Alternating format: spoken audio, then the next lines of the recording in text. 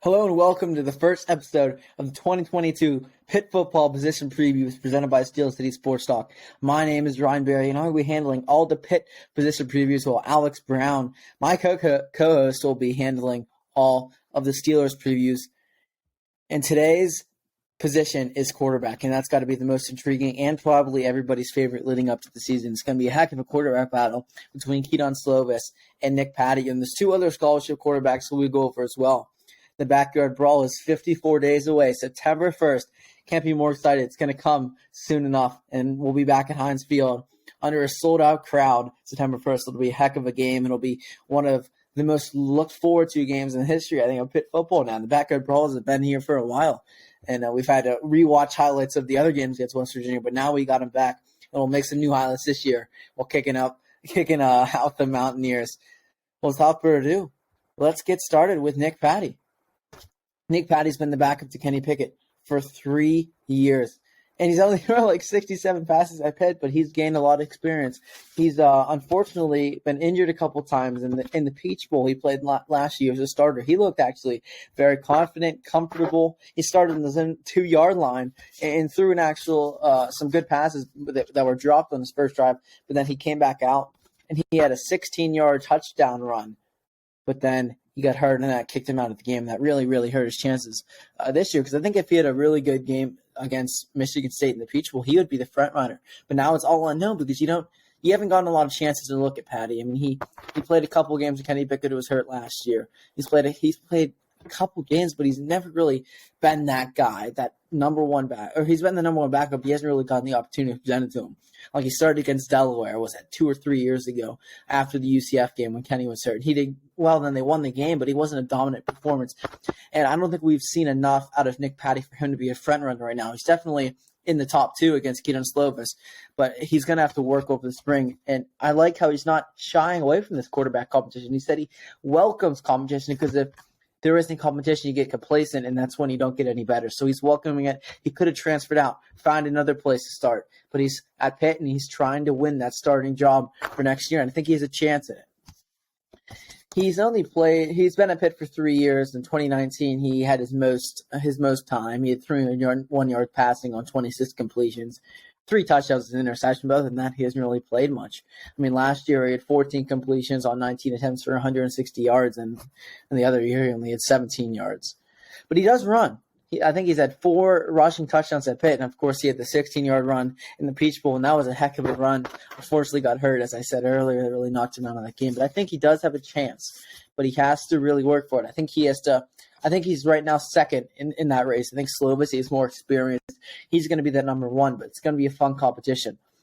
And Patti, I'll say it again. He looked comfortable in the Peach Bowl. There wasn't many moments when you're like, oh, I know he only played for like a quarter, but there weren't many moments where you're like, oh, he's not. I mean, it's really dropped off the slack after Kenny. I mean, he looks like he could go out there and win the game for us, and I believe that if he was playing that whole game, Pitt would have won that game easily. It was a tough situation for Bevel because Patti had to get all the practice reps leading up to it because he wasn't the quarterback 1 that year. But he did look comfortable. Of course, he has a lot less experience, so you're going to have to be judging on practice if you're the coaching staff because you can't go back and watch film and see what he does well. And Slovis, you can go back and look at that, and I think that helps Slovis out, gives him a slight advantage, but it's all going to come down to practice, and I think Patti's got to take advantage there. So that does it for Nick Patti. Now let's move on to the USC transfer, Keedan Slovis.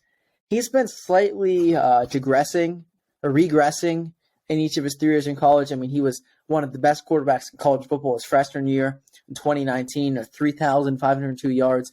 He set NCAA record for a true freshman with completion percentage was 72. His completion percentage has dropped down each year. And some of that might be his fault, but some of it might not be. USC was in a completely terrible situation last year. Their head coach was fired after 2 games. Slovis went into the year battling an injury. The team just wasn't good, and they were 4-8.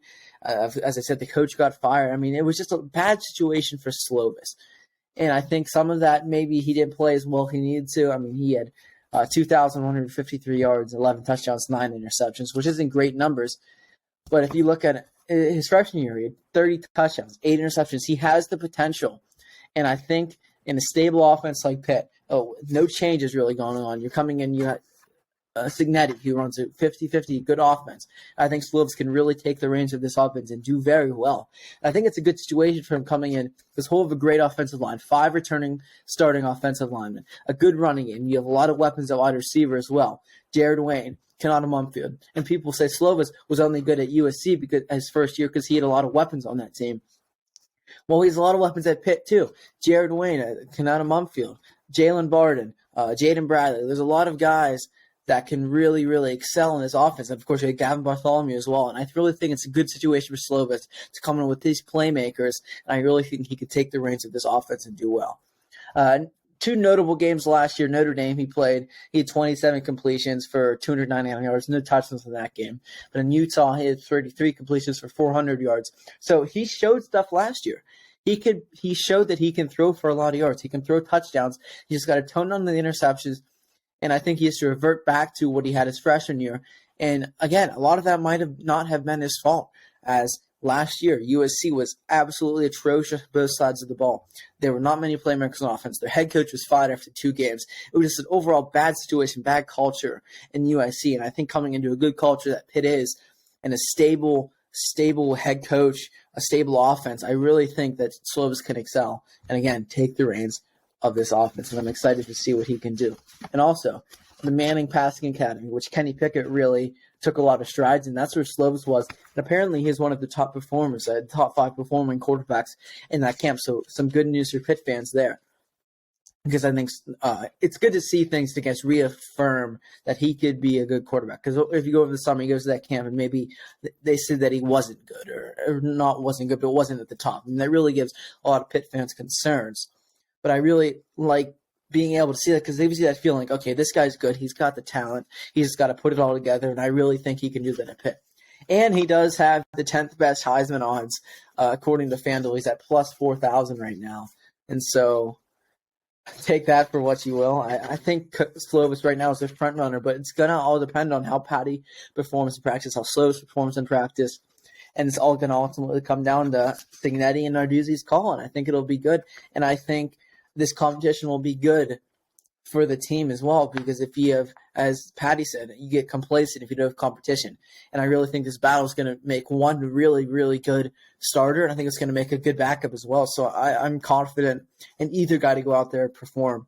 And even if they don't perform at their best, I trust the offensive line. I trust their running backs to get Pitt a win. I really think the head coaches really like where they are, and if they can get that quarterback really excelling in throughout the summer, leading into September 1st, I think Pitt is in a really good place. Now let's look at the 2 other quarterbacks. One is a graduate transfer from Dartmouth, and one will be going into a second year at Pitt after coming in as a true freshman last year as a higher-rated 3-star. The first one is Derek Kyler, a grad transfer from Dartmouth. And this transfer kind of confused me. I mean, not for Pitt. It's always good to add talented quarterbacks or talented players to your team. That's not a bad thing. But it was a little confusing for Derek Kyler because I'm almost 100% certain this is his last year of eligibility. And it doesn't look like he'll be a starter unless there are injuries. He was good at Dartmouth, but he never played a Power 5 opponent. And in the Ivy League 2 years ago, their season was canceled because of COVID. So he hasn't – I mean, last year he played a lot. But I really don't think he's had enough experience against top-level competition to be able to win this quarterback battle. I think he's number 3 right now, and I think that's where he'll stay. I don't see him moving up at all unless there are injuries. At Dartmouth, he completed 69% of his passes for 4,409 yards. He owns the Dartmouth career record for pass completion percentage, which is good. I mean, obviously it's Dartmouth, but that's still good.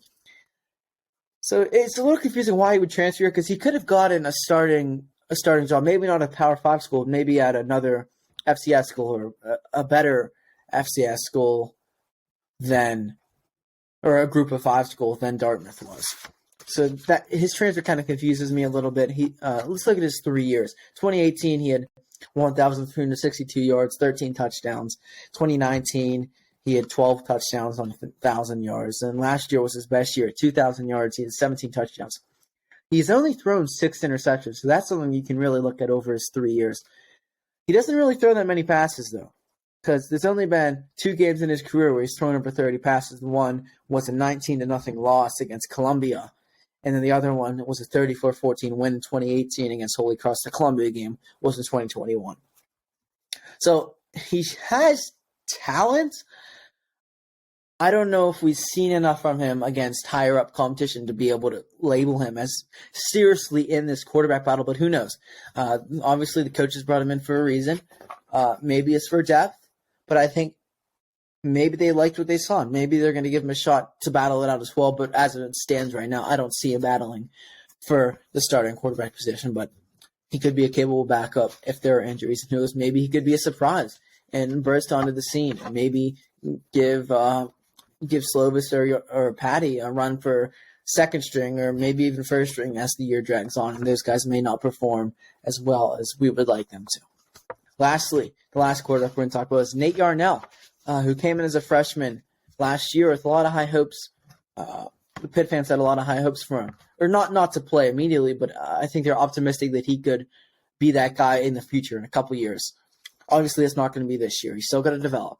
It'll be a second year. He was a highly touted 3-star, pretty much a 4-star coming in. He hasn't taken a snap at Pitt, so you don't have any film on him other than high school. But I really think he's going to develop well. And I think in a couple of years, he'll have a good quarterback battle with Kenny Minchie, who is a very highly touted 4-star coming in the 2023 class. So I think that'll be a good quarterback battle for that year and maybe in the year after 2024 as well. So I don't think we'll see much from Nate Yarnell, but I still think he could be a good quarterback. I mean, he's kind of getting forgotten about in his quarterback room, but I still think that he can be talented in the future. And I really think that Pitt fans should remember him and try to watch him in the spring game next year. So he does. Obviously, he's not going to make an impact this year unless something goes way wrong, and there are a lot of injuries with Slovis, Patty, and but yeah, I think Yarnell obviously won't make an impact this year, but I think in the future he can be a good asset for this team, and I think him and Minchie will be a good combination, a good quarterback competition in a number of years. And I really think Pitt likes where they are in the quarterback room. I think next year the quarterback is not going to be a weakness of the team. I think it's going to be a strength of the team, whether it's Slovis or Patty that takes the reins. Right now, I'd say it will be Slovis because he has more experience. He's shown he has the talent. I think it'll be Slovis. But if it's Patty, there's confidence in him too because he has been in the Pitt system for a while. He knows the offense. He has years. He has time to develop. Under Whipple, was one of the best quarterback developers in all of football. He trained Ben. He brought Kenny to help him be what he was. And I really think Patty can make strides again over the offseason. So it's going to be a fun quarterback competition, and I really think it'll lead to greatness, whoever starts. And I think it'll be a great year for Pitt quarterbacks, and they won't need to be as great as Kenny did.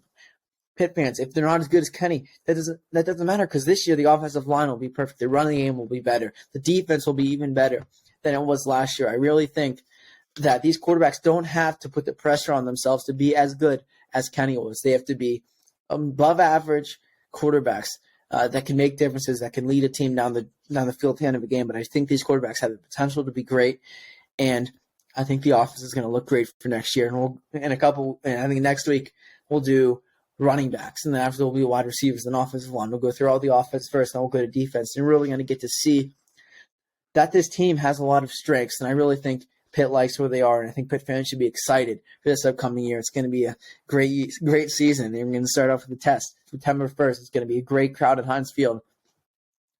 And that ends this quarterback's preview. Be sure to listen to our other podcasts on Apple Podcasts, Spotify. This one will be up on YouTube, so make sure to subscribe, hit the notifications bell for any future videos that we do. Alex will be doing Steelers. I'll be doing Pitt. And we'll have other ones going. Maybe Penguins free agency video coming up soon. Make sure to listen to all our podcasts and follow us on social media, Twitter and Instagram as well, to stay up to date on everything Tilsky Sports Stack. So we thank you for listening to today's podcast. Make sure to follow, subscribe, whatever you need to do, stay updated with us. And we'll see you next time on Steel City Sports Talk.